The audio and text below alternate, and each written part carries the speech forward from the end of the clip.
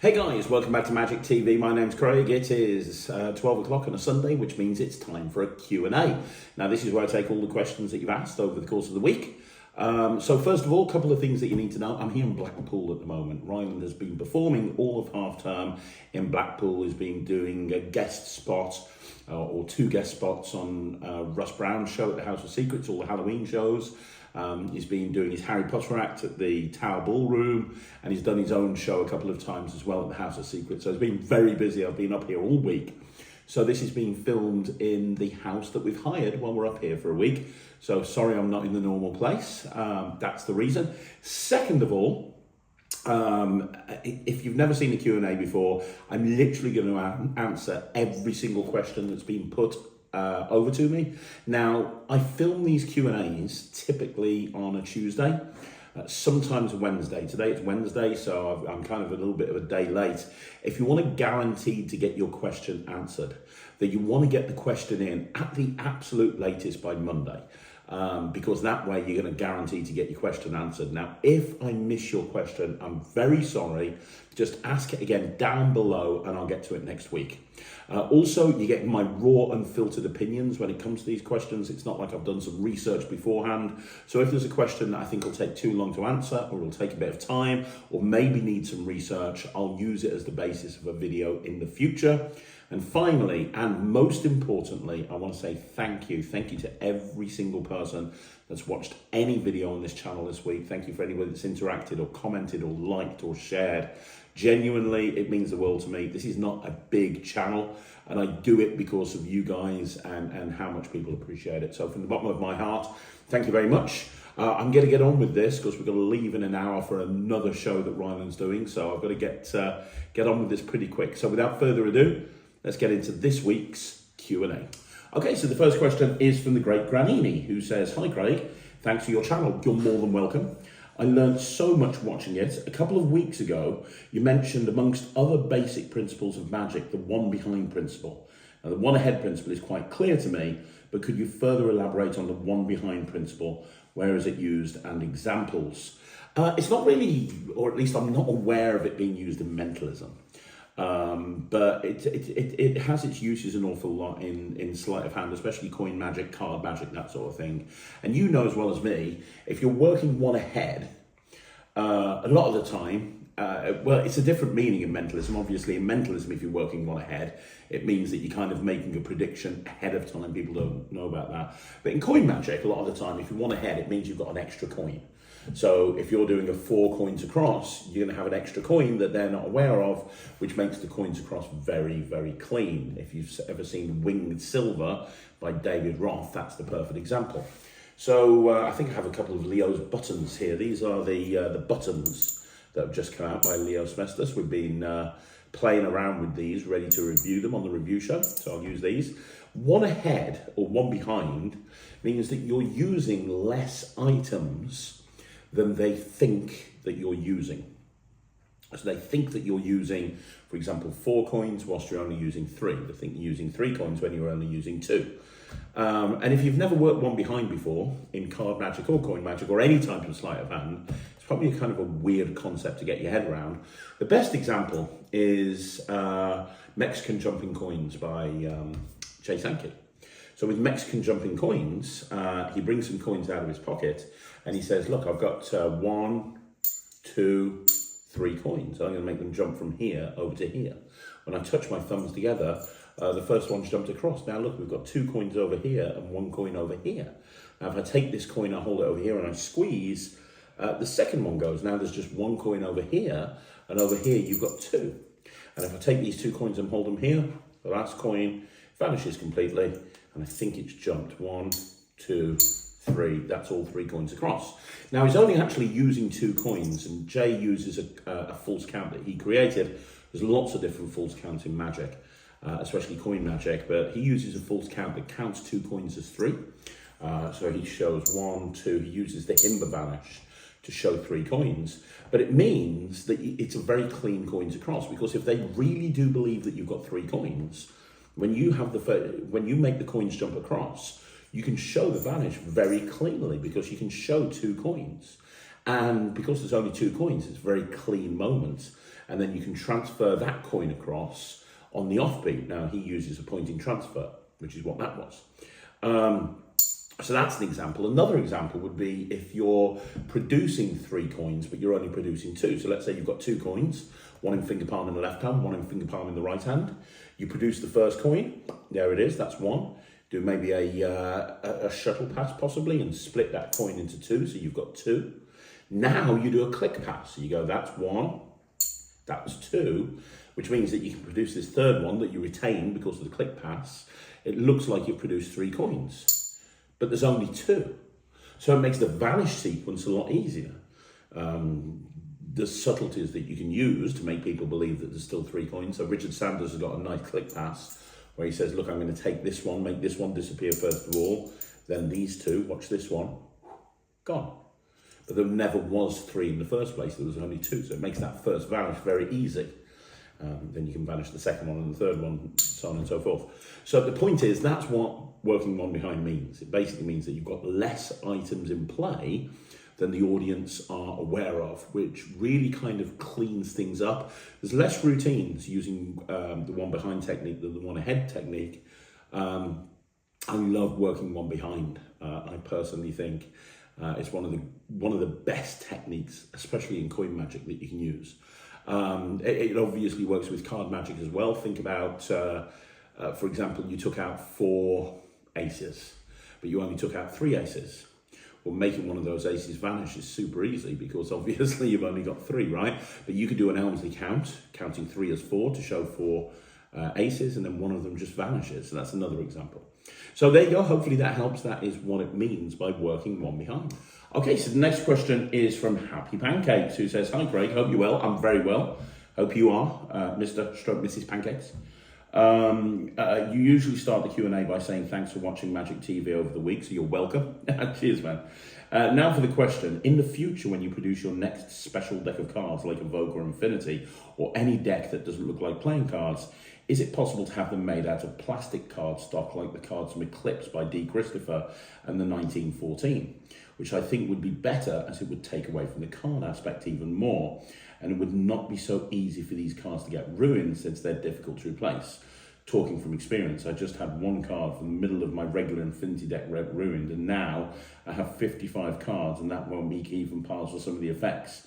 Thanks again for all the Magic community input. P.S. Regular exposure about your products. Well, it's your project and you can do whatever you want to. However, exposure of products that are creators of others, that's where issues arise. Yeah, I agree. You should never expose other people's tricks. But it's my opinion. If I want to expose my own tricks on YouTube, I can. But regarding the special decks, that's something I need to speak to Penguin and Murphys about because that's who I kind of do a lot of my kind of specially printed decks with. The problem is, and I understand where you're coming from with regards to plastic cards. I really do understand that. But I think that you're in the minority. I think that a lot of people, if the cards are printed in plastic, they wouldn't like it. Because a lot of the advantage of things like Infinity deck and things like the Mind Blocks deck and Evoke and so on and so forth, is you can use them to do regular card tricks. You can do any sleights that you use with regular cards. You can use those sleights with something like the Infinity deck, or with something like Evoke, and that's what is a kind of a big selling point. There are certain moves that would become more difficult with a plastic deck of cards. I think mentalists would love having the cards in plastic, and I was speaking to Lloyd about a future project a little while ago, and this is like, oh my God, 2 or 3 years down the line. This is nowhere near. It's very far off. But he actually came back to me and said, you know what, these cards would be better on plastic cards, but that's because we had something very specific to do with them that involved dipping them in water as well. But, by the by, my answer to you is very, very simply, yes, but I'd have to speak to Penguin and Murphys. It's something, maybe there could be a limited run. I understand about needing to replace cards. I totally get that. I've had that with many, many decks that I've bought over the years. It's a pain in the butt. I totally get it. I could see maybe them going for it, but I could also see why they wouldn't want to. But ultimately, at the end of the day, both Penguin and Murphy's, Alakazam, all these production companies, they're running a business, right? And it needs to be profitable for them. So they have to make the product as appealing as they can to as many people as they can. And I question whether as many people would like a deck of cards that's made out of plastic. But I could be wrong. We'll see. Okay, so the next question is MCK Magic, who says, "Hi, Craig. Hey, for kid shows, I have found it an issue if the children are sitting in chairs. Then they are more likely to run to the stage than if they're on the floor. Do you find this the case usually?" Honestly, I tend not to, at kids' parties, I tend not to have the kids on chairs. I tend to have them on the floor because it's easier for me to control them. Now, that's not always the case. You know, my company has the contract with a few big theme parks, and when we're working at those theme parks, the kids are on chairs, but they're typically sitting with adults, they're sitting with their parents. And I think if they're sitting down on chairs and their parents are there as well, there's more of an element of control. They're going to be better behaved because the parents are there. But I typically find, you know, when I do kids' parties, one of the most important things for me to do is to make sure that the client knows that I'm the expert. A lot of the time when people book entertainment for a kids' party, it's because they don't really know how to run a kids' party. The idea of running a kids' party scares the absolute bejeebers out of them. And so they're hiring somebody like me to come in and basically give my expertise and make sure that the kids are entertained and make sure that everyone's having a great time for a couple of hours. And because of that, I'm kind of coming in as the expert in this area. And if I saw that the parents had laid out chairs, I'd probably just have a conversation with them and I'd say, look, we can use chairs if you want to. I'd suggest that we don't for this reason, this reason, this reason, this reason, but it's up to you. And I've never had a situation where parents disagree kind of with what I'm saying there. So it's a different thing for everything. It's a different thing for family shows versus kid shows. But generally, as a rule, I can see why they would be more kind of difficult to manage from an audience point of view if they're sitting in chairs. And that's one of the reasons I like having them sat on the floor the entire time. So hopefully that answers your question. Okay, so the next question was Andy Putt, who says, "Hey Craig, first of all, we spoke over the phone and Zoom, and you were really the nicest guy in Magic, man. If the haters would speak to you one-on-one, I think there was not many haters left." Thank you. You've called me today, actually, and unfortunately I couldn't answer because I was in the park with my kids. But I will be calling you back a little bit later on. Right, now questions.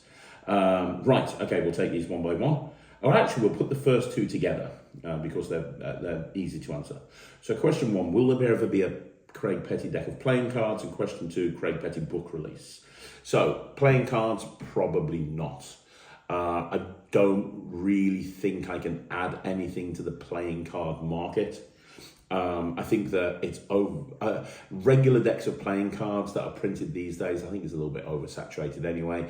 Alex Pandrea's just dropped out of the market, you know, and Penguin are massively cutting back on the amount of specialty decks that they produce. I don't think it's as big a thing anymore by any stretch of the imagination. So no, I don't really, and to be honest, I'm not a playing card collector. Ryland is, but I'm not. I don't want to get involved in a project if I don't have 100% total belief in that project. So I get involved in a lot of other people's projects. They'll ask me to jump on board with it, and I'm more than happy to, but only if I look at it and I get excited about the project. I don't get excited about decks of playing cards, really. I get excited about speciality decks. I get excited about, hey, how can we take this deck of cards and turn it into something else that's more appealing? So you're going to see more of that sort of stuff from me. You're going to see more things like Evoke and things like Mind Blocks, but on different subjects. But in terms of an actual deck of playing cards, I don't think that'll ever happen, to be honest. In terms of the book release, that will happen. In fact, it's been written already. It not only has it been written by Eric Tate, Penguin are producing it. Eric Tate has ghost written it with my input, and it's amazing, and I can't wait people to see it. There's a ton of routines, ton of essays. We've tried to take Magic TV and turn it into book form. There's a lot of stuff that happens in this book that you wouldn't normally see in another book. So it's very exciting. I can't wait for people to see it. Yeah, it's coming out soon. I don't know when. I thought it would be 2024. That's looking unlikely now, but maybe sometime in 2025. Potentially Blackpool, maybe? I don't know. Okay, the next question from Andy Putt is, at the end of last year, you made a top 10 tricks of 2024. Last year, I asked if people can fill in a top 3 or top 5 of 2023 for the top 10 of the viewers of Magic TV. Unfortunately, that didn't happen. Can you do this for the 2024 list? Well, as I said to you last year, Andy, it's a really good idea. Unfortunately, it involves input from the viewers. And I did ask people last year, give me your top 5 tricks for 2024, and I'll collate all the results, and we'll have like a viewers award. But not many people voted, not enough to make it actually worth a video. So I'll try it again this year.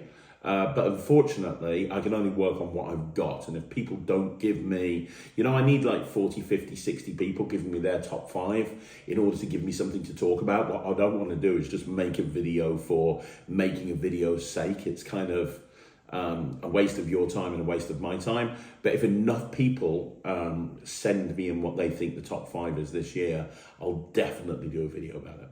Okay, we've got another one from Andy Pert, who says, now we only have 2 months to go this year, and I know you plan ahead. Can you tell us what 2025 will be for Craig Petty in Magic and other things?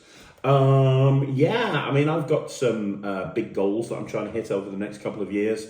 Definitely want to be doing more in America. I'm going to be doing a couple of conventions. I want to be doing a lecture tour. If there's somebody watching this that's over in the States, that wants to help me with that, that's amazing, but that's something I'm planning currently at the moment. I love to perform at the Magic Castle. I'd love to perform at the Chicago Magic Lounge. There's places that I would really love to go and perform at, and I'd like to be doing more in America next year. That'd be fun. In terms of me and my own personal releases, I've got some really cool stuff coming up over the next year. I've got some great stuff with Penguin that's already been filmed. I've got some more stuff with Penguin that's going to be filmed. I've got some really awesome stuff with Murphy's that's going to be filmed as well. You're going to see a collaboration between me and Jake Keane. You're going to see a collaboration between me and Phil Smith. You're going to see a collaboration with me and Pete Turner. You're going to see a few things with me and Alex Latore.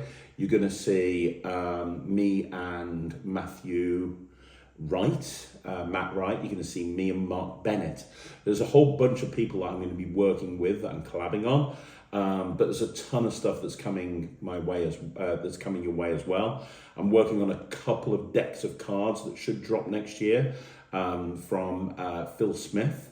The next Elite coin range, massive project, will come out at some point next year from Alakazam. I'm planning a new Alakazam Coin Magic Academy. And there's some big stuff happening with Ryland as well. Ryland has got some very exciting things that's taking place next year. There's been a few opportunities that have come our way in the last couple of weeks that's insane, that makes my mind is boggled with the stuff that's actually coming in the last couple of weeks that he's been asked to do, and it's going to involve traveling around the world again with him, which will be fun. So all of that is happening in 2025. The most important thing for me is that I continue to deliver nothing but quality. I only want to deliver 100%.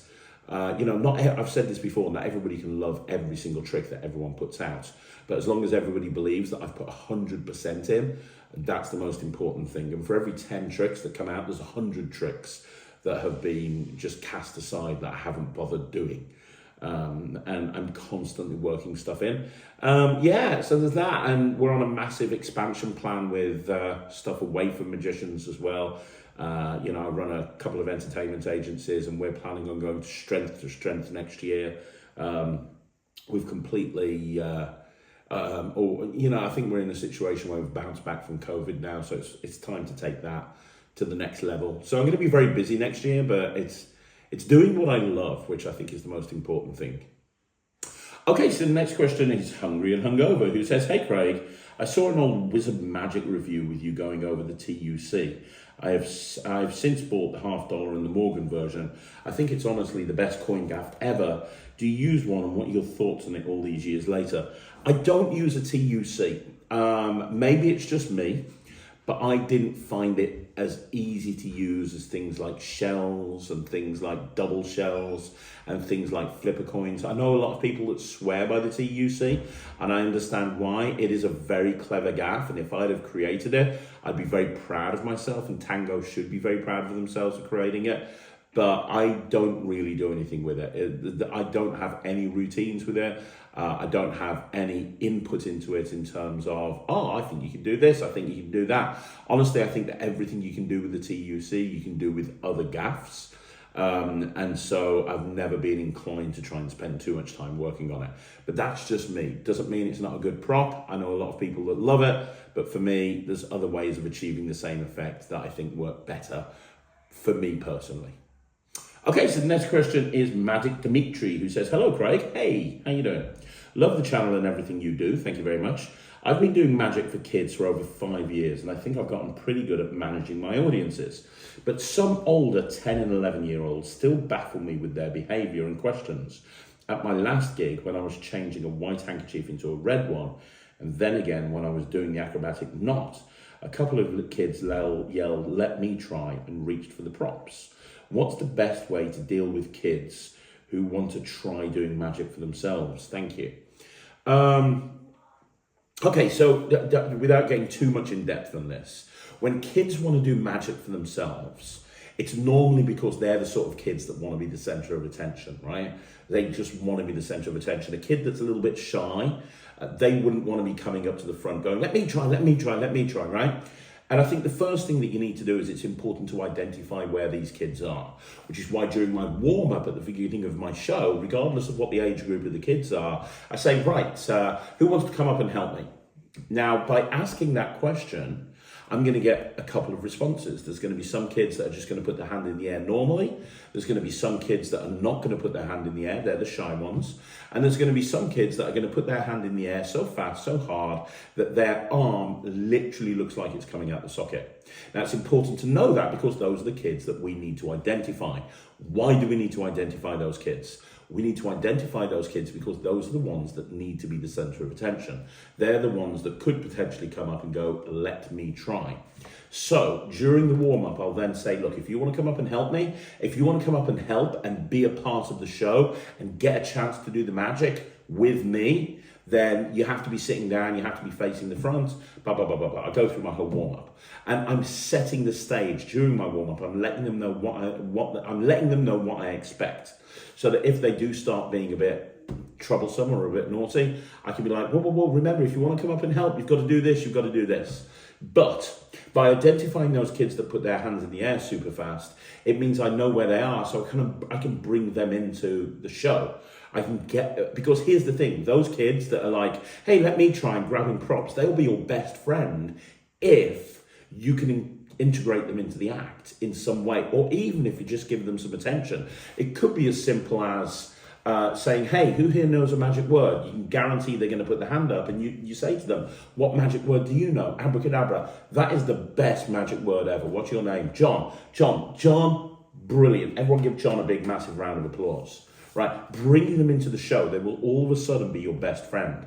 But here's the thing, if you're going to have an older age range, do lots of tricks where they are doing the magic. Do lots of tricks where it looks like they're the ones that are performing the trick themselves. Because then, if you open very early on with one of those tricks and you get one of those kids to put their hand in the air really high, the other kids that are very similar, they're going to want to be involved as well. And so you can turn around to them and say, well, if you want to do this like he did, you're going to have to come up to the front. You're going to have to do what I say. Then you're going to deal with all of the audience management issues. So tricks like Pop Hayden's linking ring routine, my version of that is on the Netrix. If you're a Netrix member, go check out my stage linking ring routine.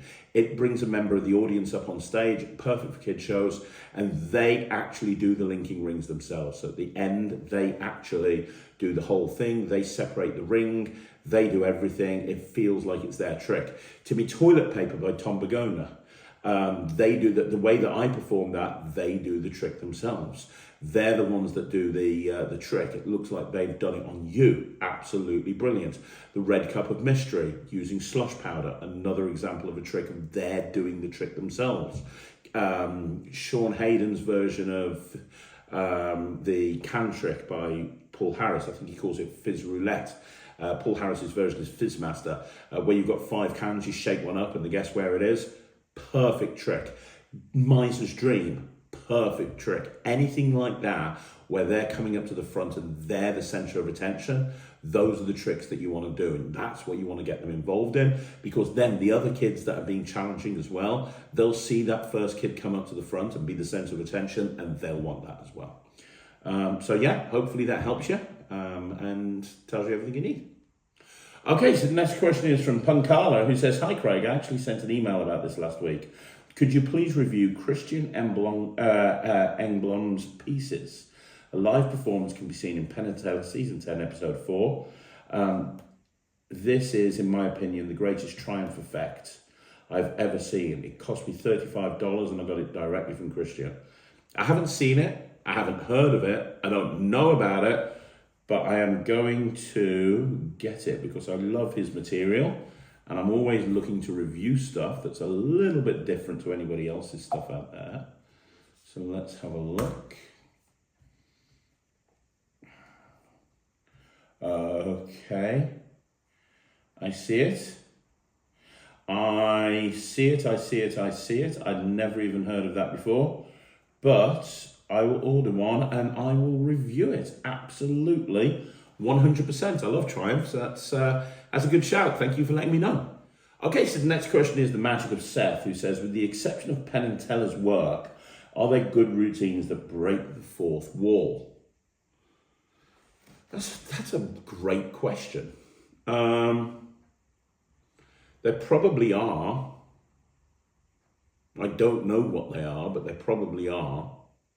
This is the sort of question that I need to do a video on, because I couldn't. If I try and answer it now, I'm going to be sitting here just Googling for 15 minutes going, which I wouldn't want to do. So definitely, I understand exactly what you mean by the question.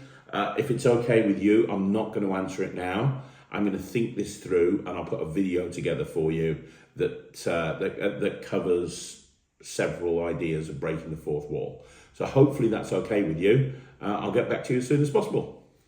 Okay, so the next question is from Jagged Matt, who says, "Hi Craig, I'm so hyped for Wizard Wars. Thank you. Some episodes of the original Wizard Wars are on YouTube." Yeah, Nardi hasn't got back to me yet. I'm going to have to call him about that. We're making this happen. The judges also did a few tricks in the show. It was so fun. Maybe John Kipping, Caven Booth, Ashley Goodwin, Alon, BA Magic could be the online judges. Great idea. With Pib Cake as the head judge. Oh my God. The inmates running the asylum with that one. Yeah, Piggy would be a great idea. It's going to be amazing. Do let us know if we can help you with all the promo, etc. Yeah, I'm excited to do this. I'm very, very excited to do this. So look out for it. I need to speak to Pete and I'll make sure that he's on board. You have got another question now. You've got an actual question. I'd like to ask, as a fellow Whovian, what are some of your favourite tricks with a sonic screwdriver? I've been playing around with yarn-style sleeveless sleeving to turn a sonic screwdriver into a figure of David Tennant. Some sonic screwdrivers even have a UV pen. Excited to hear some of your favourites. Now, I'm going to defer on this because I am actually putting together a video at the moment, which is the best Doctor Who themed tricks of all time. And it's going to be a tutorial special. So I'm going to be doing like occasionally I do tutorial specials on this channel. It's going to be a tutorial special. I'm going to talk about a whole bunch of routines that I've created using the Doctor Who theme. Not all of them with sonic screwdrivers, but some of them are. And I'm going to be teaching how they're done as well. Now, I'm thinking about putting that out at Christmas. As you guys know, I normally do a Christmas thing at Christmas and I go through various different things. I think I'm going to do that at Christmas because Doctor Who is on at Christmas Day. So why wouldn't I have a Doctor Who themed lecturette on my channel for Christmas as well? So hold off. I am going to answer that question, but it's going to take me a little bit of time to put the video together. Okay, so the next question is John2239, who says, "Hi Craig, thanks for being such a nice guy and a great encourager to keep hobbyists like myself. You're more than welcome. I'm a keen coin magician, but recently I've discovered card magic. Well, it's a wonderful place to delve into. I'm currently teaching myself the famous David Blaine ambitious card routine. I'm pretty sure it wasn't David Blaine's, but you know, he popularized it, definitely. I've now reached the final phase where the bent card rises to the top for the finale." Oh, you're doing David Blaine's routine. Okay. Rises to the top for the finale. However, I can't find any resources that teach the get ready when you turn the card over prior to bending it. Can you help? Also, I have been asked to perform at a relative's. Okay, actually, let's go on to that one. So we'll do that one in the next question. So I'm pretty sure the person that really covered this in detail was Michael Amar's Easy to Master Card Magic, which I think has been re-released. Right, volume 1. Let's have a look. Yeah, so Michael Amar's Easy to Master Card Magic is one of the best card. It's one of the so it's got 6 volumes altogether, and it's one of the best instructional courses on card magic ever. Like, it's absolutely incredible. Right, volume 2 contains, and I think it's a download. Is it a download or is it? It might be a physical product. It might be a download. I don't know. It's been re-released by Murphy's Magic right now. So Murphy's Magic have bought all the L&L publishing set. Oh no, so it is a physical product and you get all the special props to perform it. That's cool. So on volume 2, he's got an ambitious card, and this ambitious card routine is great. But from memory, and we're going back about 25 years, that's the first time I saw somebody teach the bent card that comes to the top of the deck. And if you've ever seen Michael Amar teach Magic, he is phenomenal as a teacher. So I would suggest looking up volume 2 of Michael Amar's Easy to Master Card Magic series and getting that. There's some great tricks on there looking at this: twisting the aces, last trick of Doc Daily, card warp, a poker routine, poker face, overkill, which is amazing, card through handkerchief, card penetration change, McDonald's aces, and you get all the props from McDonald's aces. Some great stuff on there, but the ambitious card, that's what you want. He teaches the move in great detail. Okay, so the next question is also by John2239, who says, I've been asked to perform at a relative's upcoming wedding doing table tricks. Can you advise me, 1, how many tricks to do at each table, and 2, how many spectators do you involve at each table? Many thanks in advance, Craig. Keep up the good work. So when you're doing table magic, you want to try, wherever possible, to perform to the whole group, not to 2 or 3 people. Honestly, one of the things that I hate seeing is when magicians go into like a banquet situation where there's like a gala dinner and there's lots of tables, and each table has like 10 people on them, and they go up and they do magic for like a couple of people and everyone else on the table isn't engaged at all. I hate that. It really should be that you perform magic for the whole table. So when you walk up to the table, you want to grab everyone's attention. I kind of think of it and sell it to my clients as like a mini cabaret show. So it's like, good evening, ladies and gentlemen. My name's Craig. Welcome to the event. I've been asked to come around and do some magic for you guys. You, sir, you look very, very excited about this. And then boom, go into it. So when you think about that, the choice of material needs to be something that would work for the whole group. So you say you're a coin magician, 3 fly, perfect. Lattice 2 coin trick, perfect. That sort of thing works really, really well. Card magic, ambitious card, works really well. Multiple selection works great. Fiber optics works great. Extreme burn works really well. Sponge balls, multiplying balls. There's a ton of stuff that works really well in that environment. But you want to try and do something that plays to the whole group. That's really important. I went through a few different routines that work for that sort of environment on my Svengali project thing that came out with Alakazam earlier this year, which is all different routines with the Svengali deck. I talked about one of my favorite routines for a banquet situation. So yes, you should involve everyone if possible, or everyone should be engaged. In terms of who you involve, it very much depends on the trick. You don't have to involve everybody. Obviously, there are routines where you can involve everybody, like Ambitious Card, but you don't have to involve everybody as long as you involve everybody in the presentation. So what I mean by that, if you are doing Ambitious Card, you might get the person on the left of you to pick the card and sign the card, but as you're performing, you're speaking to everybody. So this person over here, you go, how many cards down was that, sir? It was about 26 cards, right? Watch. All I have to do is snap my fingers. Now the cards come to the top of the pack. You, sir, let's see if we can do this again. Hold your hand out for me. I'm going to put the card on your hand. I'm going to put the rest of the deck on top. Very good. Can you do me a favor? Can you snap your fingers? Now turn the card over yourself. Look, that's the card. So you're getting everybody involved on the table, which really helps build up their engagement and their interest. In terms of how many to do at each table, it very much depends on how long you've got at the event and how many tables there are. So if there's 10 tables and you've got 2 hours, you know that you need to go around and you need to perform magic to 10 tables for 2 hours. Well, 10 tables, if you did 10 minutes at each table, that's 100 minutes, which is perfect because there's 120 minutes in 2 hours.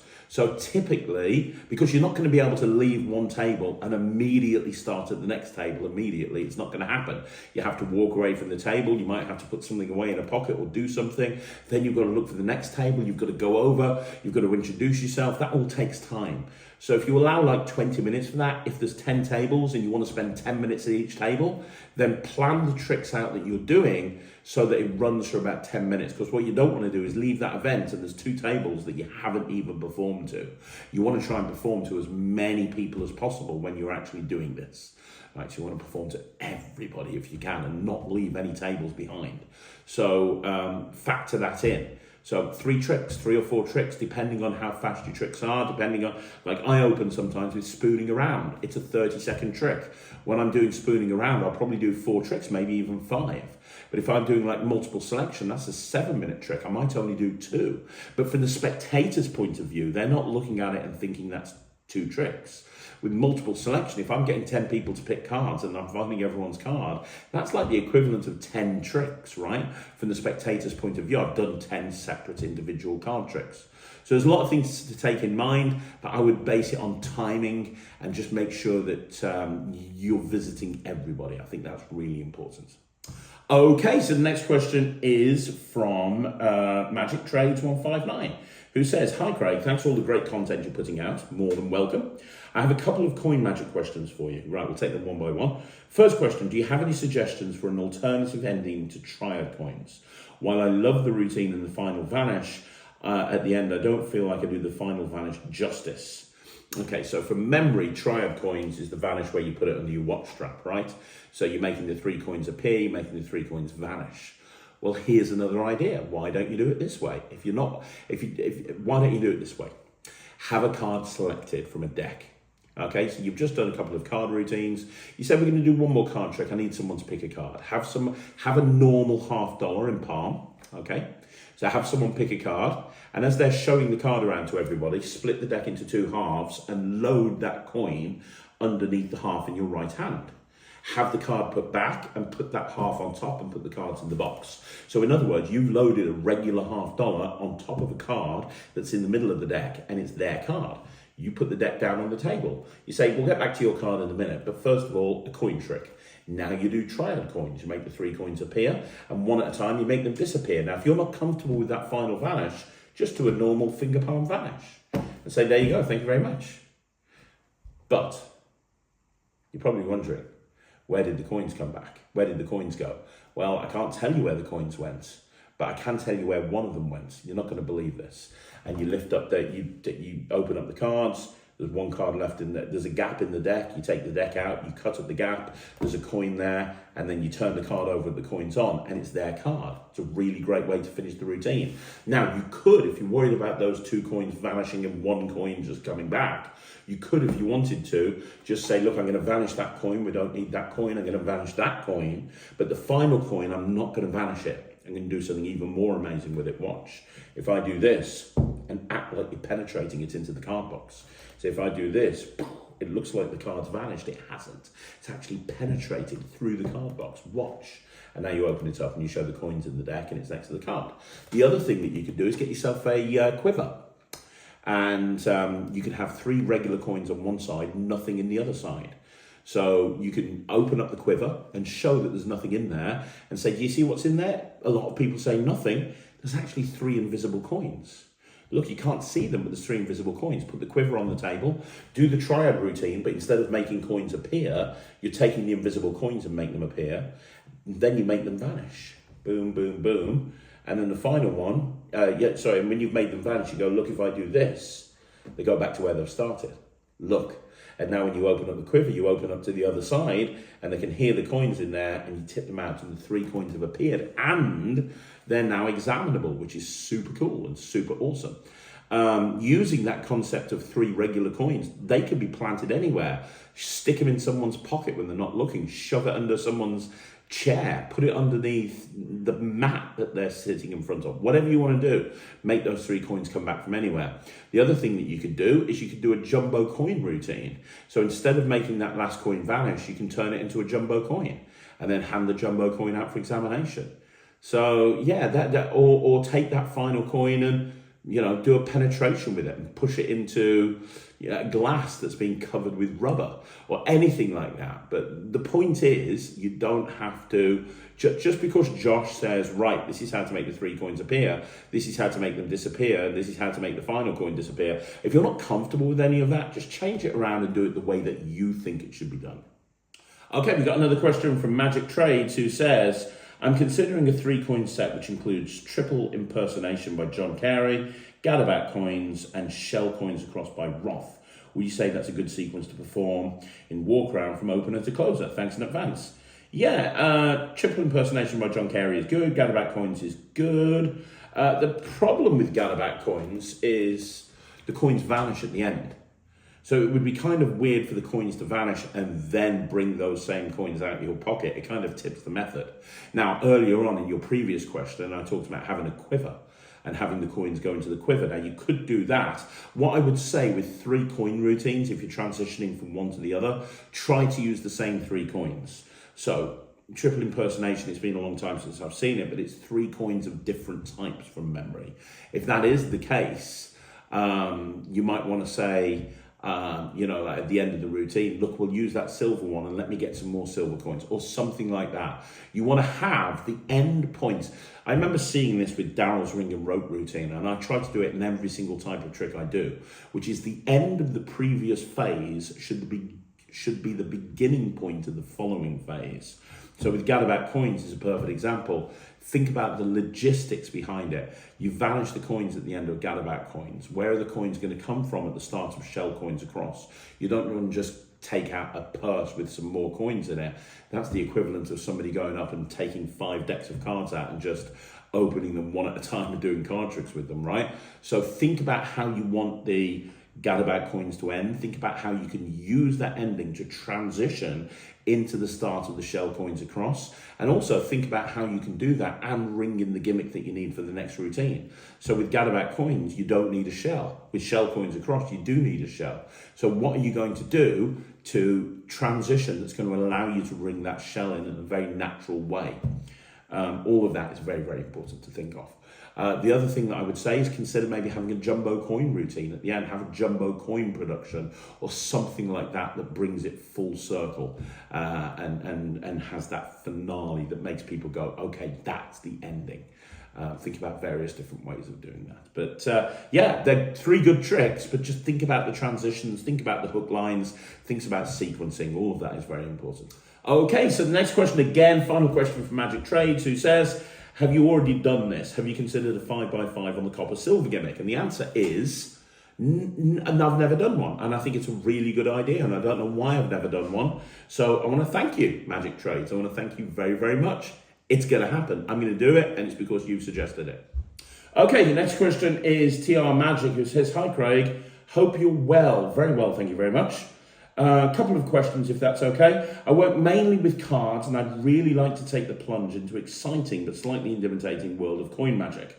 What would you say are the best resources out there for learning coin magic, normal coins or gaffs, for someone with no real coin experience? And do you have any tips or advice for practicing said coin magic to build confidence? Thanks for all you do, Toby.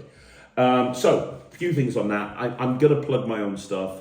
The Mirage coin set, Apparition, Nightshade coin set, all through Alakazam are fantastic ways to get into coin magic, especially gaffed coin magic. The Alakazam Coin Magic Academy 1, 2, and 3 that I did is designed to take you from a noob to a pro, and literally I go through so many different routines. So any of those resources are great. I also would say the Netrix, we have a huge section on coin sleights. We have difficulty ratings, so you can start easy, go into sort of a intermediate, then advanced, and there are a metric ton of coin routines on there, both gaffed and ungaffed coin routines. If you want to move away from me, Mia Yedid at My Magic has the rights to the New York Coin Guys 10 DVD symposium, which is 10 DVDs. There are special guests on there like Eric Jones, but it's mainly done by David Roth, by Michael Rubenstein, by who else? Why is my mind blank? Jeff Latta and Mike Gallo. So those 4 guys do the Coin Magic Symposium. It's amazing. It is just incredible. If you don't own them, you really should. And then the Metal series by Illusionist and Eric Jones. That's a fantastic set to get as well. It's a really good way to get into Coin Magic. So that's what I would say. Those are the best resources to get into Coin Magic. Do I have any tips or advice? Yes. Don't give up. It's very, very easy to give up when you do Coin Magic. Coin Magic is harder than card magic because you're having to hide something in your hand. You know, there's a reason why a lot of people don't like palming cards. It's because there's this thing called magician's guilt. You feel guilty when you're palming cards. And that can be a problem, right? With Coin Magic, you're palming constantly.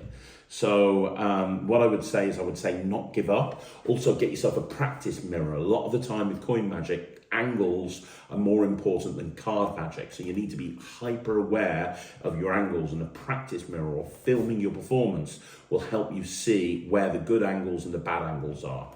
And yeah, I mean, don't be frightened to go out and perform this stuff in the real world. A lot of people say to me they want to learn Coin Magic and then they never go out and do it because the whole concept of performing Coin Magic scares them to death.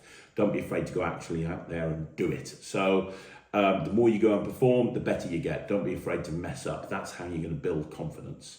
I'm probably going to do a video on this at some point in the future, but that should give you some good tips. Okay, so the next question is from Phil C, who says, what cube does Ryland use? He uses a GAN, G-A-N, a 3x3 GAN, which is a speed cuber's cube. It's stickerless, and it allows him to use it really fast. So that's the cube that Ryland uses, a GAN speed cube. Okay, so the next question is from Jed Brad 55, who says, woohoo, I got a mention from Magic TV. I'm as happy as a pig in shit. Good to know. I do hate Lloyd and Alakazam because you keep releasing magic I need. Lloyd because he got me hooked from his Sunday service videos, and Alakazam because they're so dashed far away from me in Cheshire. I have so many questions, I don't know where to start, but hey, I love you all. Thank you so much, buddy. I really appreciate it. On behalf of Lloyd and Alakazam, we love you as well. I have so many questions, but the one I'd like to hear your thoughts on is is there in your mind something that people would just view as a trick as opposed to magic? I have a friend that I test tricks out on, and the thing he's been most impressed with is when I did Angle Z, which cost me nothing but a torn card. Okay, well, Angle Z is amazing. So the question is there something people would view as a trick as opposed to magic? I think it's kind of how you present it. You know, like for me, something like Pointless by Greg Wilson is the most magical thing I've ever seen. I love Pointless, especially when Greg does it. I think he does it really well. My friend Nemid Phoenix also does it as well as Greg. It's a brilliant routine. But when you see Greg do it, it looks like a trick. It doesn't look like magic. And that's how Greg performs a lot of his magic. Greg Wilson performs in a way that kind of makes him look like he's just doing tricks, even though he's doing really powerful, strong magic, because that's his performing character. His performing character is that of sort of a nice con man that's going to con you with a smile on his face. So because of that being his character, a lot of the stuff he does, you know, people will look at and go, well, that's just a sleight of hand trick. But that's what he's looking for, even though that the magic is ridiculously strong. So a lot of the time it's down to how you perform it. Like I was watching Russ Brown at the House of Secrets the other night, and he did Fast and Loose, the thing with the endless chain where he's getting someone to bet on where the winning part is. Fantastic routine. But I don't think anybody would think that's magic. I think that they would think it's a skill-based game and he's a con artist and blah, blah, blah, blah, blah, right? And I also think it's the sort of thing that It also very much depends on the material you're performing. So one of my favourite things that Ryland does is anytime he performs with thread. I think Ryland's a great thread worker. You know, he does the flying linking rings, he does the dancing cane, he does the many different versions of the dancing hank, he does the floating ball. He does it all, and he does it beautifully, and it's some of my favourite magic that he does. But I don't think people would say it's real I don't think people would say it's real magic. Maybe they would, I don't know. But I think whenever anything floats, I think people realise that there's some sort of trick there. I don't know. I think it very much depends on the trick that's being done and the way that you present your magic, if that kind of makes sense. But it's a great question. Okay, so the next question is from Michael Sager, who says, "Hi Craig, hope all's well." Yes, thank you very much. I'm looking at using small business fairs in my area as a way to promote myself. I have 2 quick questions. I'm trying to sell my services as a magician, but I think I should sell products as well. Should I sell a couple of tricks like cups and ball sets, or just the merch? And 2, is there a best routine to draw attention to my booth? My mind goes to classics like linking rings, a trick I'm not the best at right now. Thank you for all you'll do. Your videos challenge me to do more, and I wish you the best. Right, maybe it means something different where you live to where I live, but business fairs are where kind of business owners come and kind of chat and network with other business owners, and then there's people selling their services like accountants and event companies and so on and so forth. If that's what you mean, I absolutely wouldn't sell magic tricks, because business owners that are coming to these business fairs, they're there to network with other business owners. They might be there to, find a new accountant or find a new HR company that they can that can represent them. But they're definitely not there to buy magic tricks. Nobody goes to a business fair going, you know what, I'm going to buy a trick today. Now, could you sell something there if you get the right person? Potentially, but I think that would be a waste of your time. Honestly, I really do. I would just focus on selling your services. I would focus on giving people reasons why they need a magician. And I would focus on corporate entertainment. I would focus on having a really nice booth, have a really nice backdrop, have it nice and designed so you don't look out of place, have some nice literature on there, maybe a TV with a show reel on repeat, that sort of thing. That's what I focus on. And then have conversations with people. As people come up to your booth, ask them which company they work for. Do they work in events? Do they ever need to hire entertainment? And talk to them about what you would do. That's what I would say. And in terms of the best routines to drag attention to your booth, I wouldn't say linking rings, because it's one of those tricks that everybody knows, and you want to go to one of these events and stand out. Now, as good as linking rings is, and it's fantastic, I love linking rings. I do it in my show. Rye's got 3 versions that he does in his show. It's not the sort of thing that makes you stand out. It's a great trick to put in your act, but it's not one that you want to use when you're because people know the linking rings trick. It doesn't make you stand out. It doesn't make you unique. What I would do is I would think about the type of magic that you would do that people haven't seen before. So if I was doing one of these events, I'd probably do coin magic. I'd probably do liquid metal. I would keep away from the traditional magician's props like sponge balls and rope and cards. I'd do stuff that I think that maybe they haven't seen before. I might consider to go propless and just do some billet work with mentalism and that sort of thing. But I definitely wouldn't do linking rings. Think about the material that you've got that you can do that makes you stand out and makes it very unique. That is the material that I would use. Okay, so the next question is Adrian Suter. I hope you're well, Adrian, who says, "Hi Craig, could you do a video on the special performance situation of EDC magic? For instance, audience management has its special challenges because it's not an audience in the traditional sense."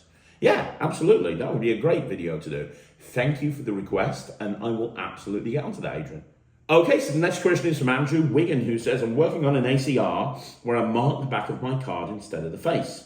When I come up with stuff, I like to look around at what's already been done before to see what the starting point is for creating something new. So far, I've found basically nothing. I have trouble believing I'm the first person to think of this, so I clearly missed something on my search. Do you know any magicians who have done this or can recommend me looking into?" So, great question. I actually have an ambitious card where the card is signed on the back. And I believe it's being filmed for the next upload of the Netrix. And when we upload to the Netrix, it goes up as a Magic Live. So it will probably be on the channel in the next couple of weeks. I know I've definitely performed it for the guys in the office, ready for an upload to the Netrix. But I've got an ambitious card that I've been doing for a few years where it's signed on the back.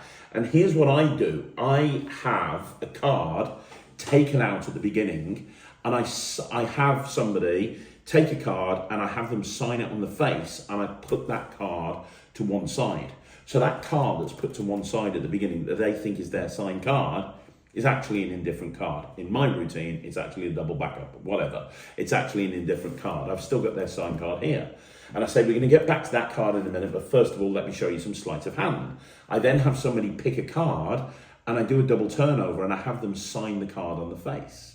So they sign the card on the face, and I do a sequence with that card where it comes to the top, but I'm keeping it underneath that person's card. So the two cards are together, and the card comes to the top of the deck, and that happens a couple of times. And I say, the problem is, you don't know the moment it's happening because the card isn't signed on the back, it's signed on the face.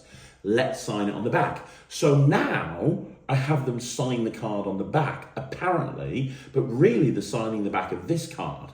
But what this allows me to do is I've got some really clean sequences now because the card is signed on the back, and it's also, and they think the card's signed on both sides. In reality, it's only signed on one side. Okay, it's only signed on one. Well, it's signed, but there's one card that's signed on the face. There's one card that's signed on the back, but the card that's signed on the back is the card that they think is over there. So I can do some incredibly clean displays because I can take that card, put it face down in the middle. They can see it go into the middle. And then when I turn the card over on top, it looks like it's gone on top. And I have like 4 phases where the card keeps coming to the top of the deck. And then as the finale, I take that card, I show it signed on both sides, double turnover, show it signed on both sides, and I basically finish off with an anniversary style waltz type thing, where I take the card that's been over here from the very beginning, and I pull the signature off the back of the card that I've been using for the ambitious card sequence and onto the card that's been down there from the beginning. And then when they turn it over, now the signature's jumped onto their card.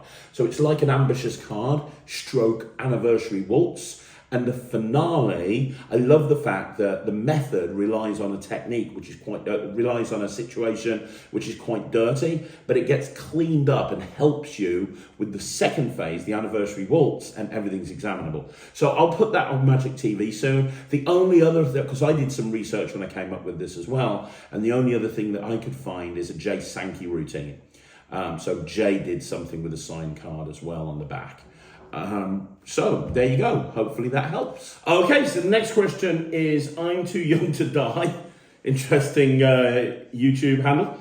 When using the Svengali deck and the Mirage deck, what happens if people ask to see the deck? What do you do and what can you say? Well, without being funny, I kind of go into this on the Mirage deck project and the Svengali deck project that I put out through Alakazam. And there's a few aspects to this. The first aspect is it very much depends on the routine. The routines have to be constructed in such a way that the deck doesn't feel, that the audience don't feel like they need to examine the deck, if that kind of makes sense. Now that very much depends on the routine and also the structure and also the routine. So what I mean by that is, where are you doing this Svengali deck trick? If you just bring out a Svengali deck and do the classic Svengali deck pitch, yeah, there's a very good chance that people are going to want to see that deck.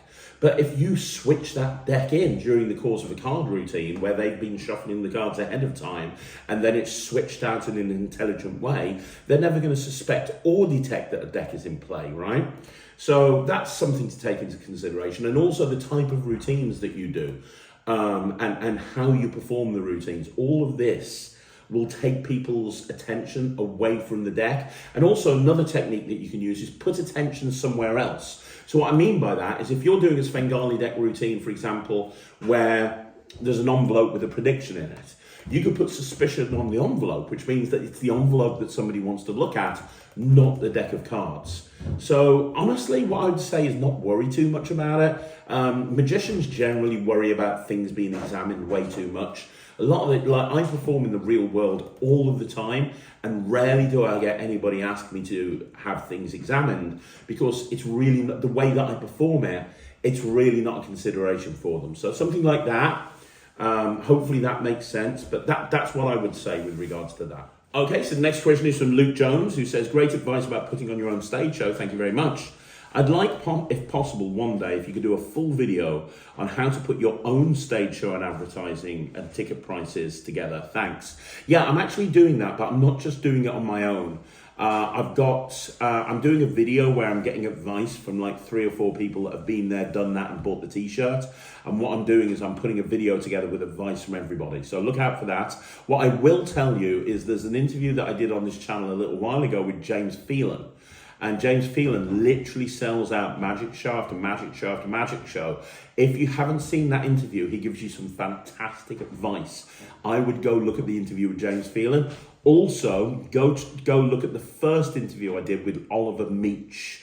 So Oliver Meach talks in great detail about how to actually put shows on at the Edinburgh Fringe, and he actually gives examples, and he talks about posters to use and how to sell tickets and so on and so forth. So Oliver Meach is a great person to look at. I interviewed him. I also interviewed on Talk Magic Elliot Bibby, who sells out the Fringe every single year. Kevin Quantum is somebody who sells out the Fringe every single year. Tom Crosby is someone that sells out the Fringe every single year. And all of these people I have put interviews with on Magic TV, so it's well worth checking out all of those. Okay, so the next question is from Stephen Devereux, who says, hi Craig, how you doing? I'm very well, thank you very much. You and Ryland did a review show with the Queen of Hearts restored into a giant card. I like that, but where can I buy it from? You never gave the name of the trick. Thanks, Stephen Rue. The place that we got it from is Pagani Magic. So if you go to Pagani Magic and you type in Torn and Restored, you'll see it on there. I think there are other shops that do it, but I think they might have the exclusive on it. So if you go to Pagani Magic, you'll see it on there. It's a really great trick to do in a stage show. So Pagani Magic, that's where you want to check out. Okay, so the next question is from Blackjack MIT, who says, hi Craig, just finished the toys tutorial. I really like the idea of doing the one ahead principle mixed with binary bundles. The justification for asking which bundles the toys are in is a great premise, but what happens if the person is thinking of a toy, the owl that's in all 4 bundles? I suppose you could say think of a different one, but I don't really like that. Couple of things. So first of all, I know what you're talking about. Obviously, when you're talking about the binary system, there's going to be one thing that's in all 4 or all 5. With toys, it is the owl that's in all 4 bundles. Nobody thinks like that. So when you're telling them to look at a toy, they're focusing on their own toy. When you're asking them if their toy appears in one bundle and another bundle and another bundle, they're not looking for what other toys appear more than once. Nobody ever does. So honestly, it's not an issue if anybody thinks of an owl, because they don't know if all the other toys haven't appeared in 4 bundles. It's not a problem. However, if you are worried about it, there's a couple of things that you can do. I know you said you don't like the idea, but the first thing that you can do is you can say, I'll be honest with you, I want to make this as fair as possible. I was looking at this catalogue the other day, and in these bundle deals, the owl appears in all 4 bundles. It's obviously a popular toy. So I tell you what, don't think of an owl, think of something else. The other thing that you can do is when you have them think of a toy, before you go into the scripting about the bundles, you can say to them, you're thinking of a toy, right? No way I can know what toy you're thinking of. And they go, no. And you go, you're not thinking of an owl, are you? Now that's going to happen. One of 2 things is going to happen there. You're not thinking, it's an ambiguous statement. So if you go, you're not thinking of an owl, are you? If they go, yes, you are, you act like you were reading their mind, and you go, yeah, I thought so. I tell you what, think of a different one, not an owl. And you've just got a direct hit, and it's a miracle. If, however, they aren't thinking of an owl, they'll go, no, and you go, yeah, I didn't think so. I tell you what, and then you go into the rest of the script. So if they are thinking of an owl, you're getting an extra moment of magic out of it, but it's still allowing you to do the routine. So any of those approaches would work. Thanks for picking up toys. Hope it helps. Okay, so the next question is from Standard. Hello, Andreas. Hope you're well. Who says, thanks for answering those questions. I found the waterfall shuffle and I'm desperately practicing already. If you can put up the one-handed shuffle tutorial as well, that's highly appreciated. As soon as I'm back from Blackpool, I will do that for you, buddy. No problem. Following up, as you'll most likely know already, I'm preparing for my very first Parlour stage occurrence of about 30 minutes for a mid-December show. Yes, exciting stuff, isn't it? Would you mind reviewing my set list and give you recommendations if I put them together in an email? Highly in need of your advice and opinion. Yeah, absolutely. I'd be more than happy to. Just email it over. We can go through it, no problem. If you don't mind me going through that on YouTube, post it into the comments of this video and I'll go through it on next week's Q&A and I'll really dissect it with you. But if you'd rather not post your set list and you'd rather do it privately, email it to me, copy an admin at the Netrix as well so that Sarah sees it and she'll send it over to me and I'll drop you an email back or I'll phone you, whichever's easiest. But yeah, absolutely not a problem. Either way, I can help you with that, but I know you'll smash it. Okay, so the next question is D1G1M1, interesting username there, who says, hi Craig, hope you're well. I've tried to watch all of your content, thank you. Have you seen or reviewed the Instant Wallet 2.0 yet? Bought it a few months ago and performed it many times. Believe it's one of the best card to wallets ever. Easy to do, always gets great reactions. Take care, David. No, I've never seen it, and I'm always loving when people give me recommendations for new tricks and wallets. I will look into it for you. So the Instant Wallet 2.0, I'm going to pop that there into a new tab and I will be able, I see it here by Andrew and Magic UP.